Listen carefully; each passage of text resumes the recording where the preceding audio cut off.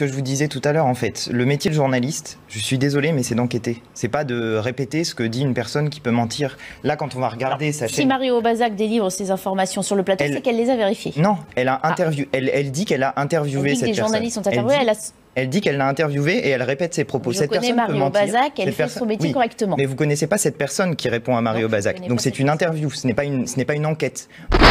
C'est un signe inquiétant d'ailleurs, puisque la personne qui a fait ça, même si elle a prétendu n'importe quoi et que personne n'est allé vérifier, c'est en réalité un youtubeur d'extrême droite, de nouveau.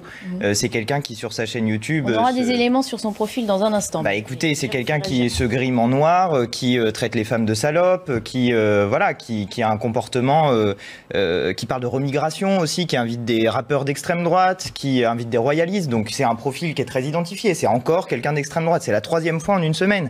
Il y a eu Jean-Luc Mélenchon enfariné, il y a eu la gifle à Emmanuel Macron, c'était aussi quelqu'un d'extrême droite, et en début de semaine, c'était Papacito qui nous menace de mort.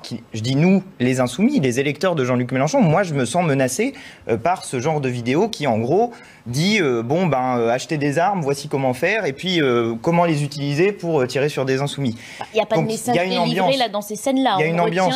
Chez Papacito, si. C'est clairement ça qui est voulu. Là, on a donc affaire de nouveau à quelqu'un d'extrême droite, et quelque part, la marche prend aussi tout son sens avec cet acte, puisque nous disons que l'extrême droite se sent pousser des ailes, et on l'a vu frappe de manière large, puisque y compris Emmanuel Macron a été giflé. Donc il y a un danger d'extrême droite dans notre pays, on le voit encore aujourd'hui, et cette marche, elle avait l'intérêt de permettre un point de rassemblement autour de la lutte contre les idées d'extrême droite. Maintenant, il faudrait que le champ s'élargisse, et je trouve que, disons, la complaisance qui est accordée à l'extrême droite sur certains plateaux de télévision, il y a un truc qui me choque assez, je dois le dire, c'est que ce n'est pas nommé. En fait, à chaque fois, c'est nommé d'une manière différente. Alors, le gifleur de Macron, c'est un gilet jaune. Nous, là, il est présenté comme un souverainiste. Quand c'était Papacito, on l'invite pour s'expliquer sur finalement, non, c'était pas vraiment un appel au meurtre, etc. Donc, il y a une forme de complaisance, jusqu'à un bandeau de BFM TV qui m'a sidéré, qui disait... c'était une marche contre les extrêmes. Non, c'était pas une marche contre les extrêmes, c'était une marche contre l'extrême droite, bien spécifiquement.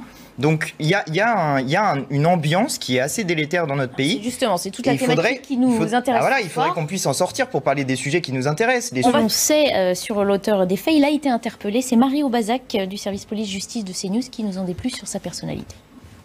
Cet homme n'a pas été interpellé immédiatement. Juste après les faits, nos journalistes ont pu l'interviewer. Il se présente comme un souverainiste français, explique être au chômage et il dit être déçu par la France insoumise. Et il explique que ce geste était pour lui la seule manière de délivrer son message et de montrer qu'il fallait un changement. Il dit comprendre que des personnes s'énervent contre les dirigeants. C'est la seule manière de s'expliquer aujourd'hui, dit-il. Je ne crois pas au débat, les élus restent sur leur position. Voilà, un homme qui dit avoir été déçu par Jean-Luc Mélenchon. Ce qu'on le retient là, c'est ce qu'on disait tout à l'heure, ça n'épargne aucun parti.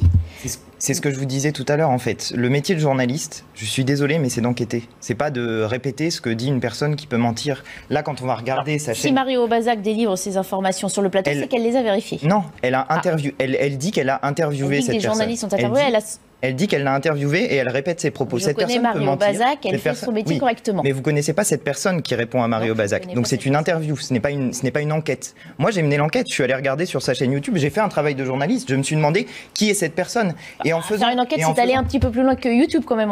Écoutez, quand il y a une personne qui publie des vidéos sur sa chaîne, moi vous allez sur ma chaîne. Ça vous en dit plus sur sa personnalité, d'accord, mais c'est peut-être pas une enquête. Quand une personne se grime en noir, quand une personne traite les femmes de salopes, quand une personne parle de remigration, quand une personne invite des royalistes sur sa chaîne, quand une personne tient des propos d'extrême droite, c'est une personne d'extrême droite. Donc elle peut dire qu'elle a été déçue par Jean-Luc Mélenchon, j'en crois pas un mot. Je ne crois pas cette personne. Je pense que c'est un menteur et que quand on diffuse ses propos, on participe à l'image qu'il essaye de donner de lui. Et par ailleurs, j'ai l'impression qu'il est un peu illuminé aussi, parce que je suis allé regarder ce qu'il a dit aussi à d'autres journalistes, et il a dit que, en gros, il était surpris de ne pas s'être fait frapper. Voilà, et qu'il était un peu déçu en quelque sorte. Si on passe sur les détails, on n'est pas d'accord sur le fond de la personnalité, ça n'enlève rien au geste.